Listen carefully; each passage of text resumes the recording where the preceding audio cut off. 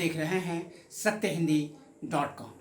गोदी मीडिया और कॉरपोरेट पत्रकारिता के इस युग में निर्भीक, बेबाक, निडर पत्रकारिता और निष्पक्ष पत्रकारिता का समर्थन करने के लिए आप सत्य हिंदी .com के ग्राहक सदस्यता अभियान से जुड़े। आज फिर एक बार खबरों में छाए हुए हैं फारूक अब्दुल्ला, जम्मू कश्मीर के पूर्व मुख्यमंत्री, केंद्र सरकार में मंत्री रह चुके और नेशनल कॉन्फ्रेंस के सर्वे सर्वा फारूक अब्दुल्ला एक बार फिर सुर्खियों में है। इसकी वजह यह है कि फारूक अब्दुल्ला ने ये कह दिया है कि उन्हें ये उम्मीद है कि चीन की वजह से अनुच्छेद 370 और 35A रद्द कर दिए जाएंगे। ये फारूक अब्दुल्ला ने कहा है, इन्हीं शब्दों में कहा है।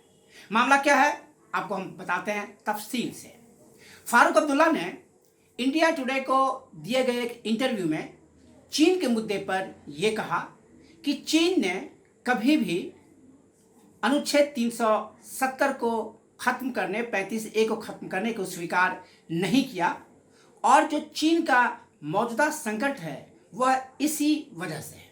इसके साथ उन्होंने ये भी जोड़ दिया कि उन्हें ये उम्मीद है कि चीन के दबाव में ही सही, लेकिन केंद्र सरकार इन संशोधनों को वापस ले लेगी और अनुच्छेद 370 और अनुच्छेद 35A की फिर से बहाली हो जाएगी। ये फारूक अब्दुल्ला कहा, ये मेरा कहा हुआ नहीं है, ये उन्हीं की बातें हैं, मैं सिर्फ उनको कोट कर रहा हूँ। इसके बाद जैसा स्वाभाविक है, होना ही था, इस पर तूफान उठ खड़ा हुआ। भारतीय जनता पार्टी ने फारूक अब्दुल्ला पर तीखा हमला किया और उनके बयान को देशद्रोही बयान करार दिया।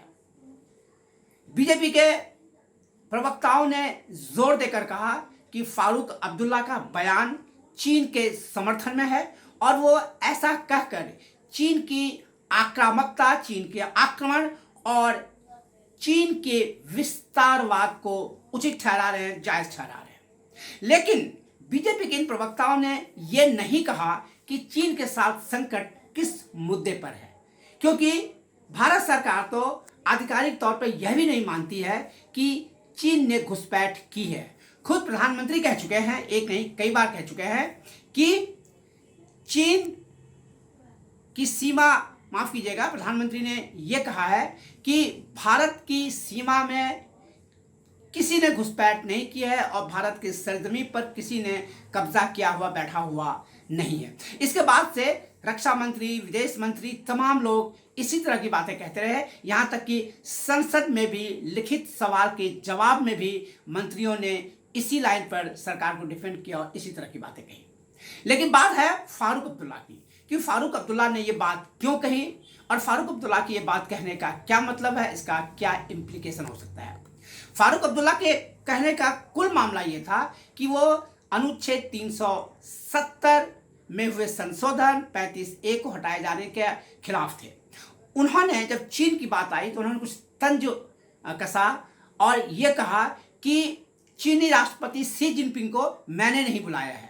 प्रधानमंत्री ने चीनी राष्ट्रपति शी जिनपिंग को अपने यहाँ बुलाया था, उनको झूले पर झुलाया था और उन्हें तमिलनाडु में ले जाके खाना खिलाया था, मैंने नहीं किया था। ये कहना है फारूक अब्दुल्ला का।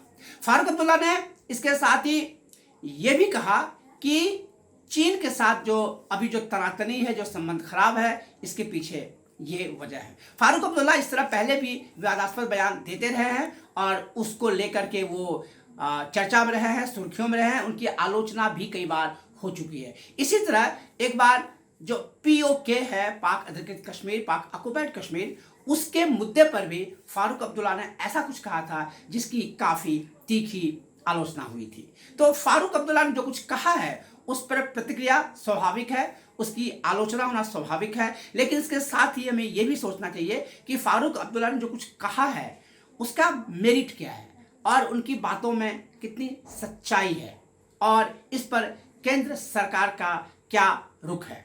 फिलहाल तो फारूक अब्दुल्ला सुर्खियों में है, बीजेपी के लोगों पर अटैक कर रहे हैं और वो खुद इसका जवाब नहीं दे पा रहे हैं कि उन्होंने जो कुछ कहा उसका क्या मतलब है।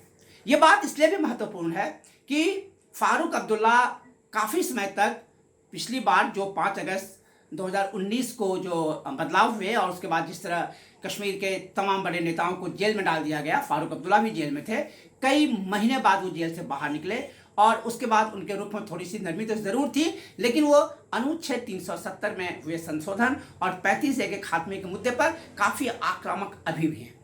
उन्होंने उस 5 अगस्त के फैसले के 1 साल पूरा होने पर, यानी इस साल 5 अगस्त 2020 को अपने आवास पर एक बैठक बुलाई और उसमें एक डिक्लेरेशन का ऐलान किया जिसमें गुपकार डिक्लेरेशन कहते हैं। यह गुपकार डिक्लेरेशन का 1 साल पूरा हुआ क्योंकि गुपकार डिक्लेरेशन 2019 के 5 अगस्त को, अर्थात जो कार्रवाई हुई थी उसी समय उसकी वो घोषणा पत्र आया था जिसमें उन्होंने ये कहा था कि इन धाराओं से छेड़छाड़ नहीं होनी चाहिए और कश्मीर की स्वायत्तता बरकरार रहनी चाहिए। हालांकि उसमें यह भी कहा गया था कि कश्मीर भारत का हिस्सा है।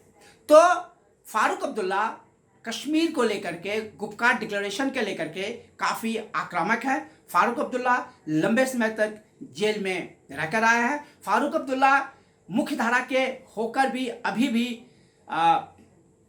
पूरी तरह एसिमिलेट नहीं हो पाया है। कई बार उनकी बातों में इस तरह का विरोधाभास होता है और जो अभी उन्होंने कहा है उस पर जो उन पर चौतरफा हमला हो रहा है वो भी स्वाभाविक ही है।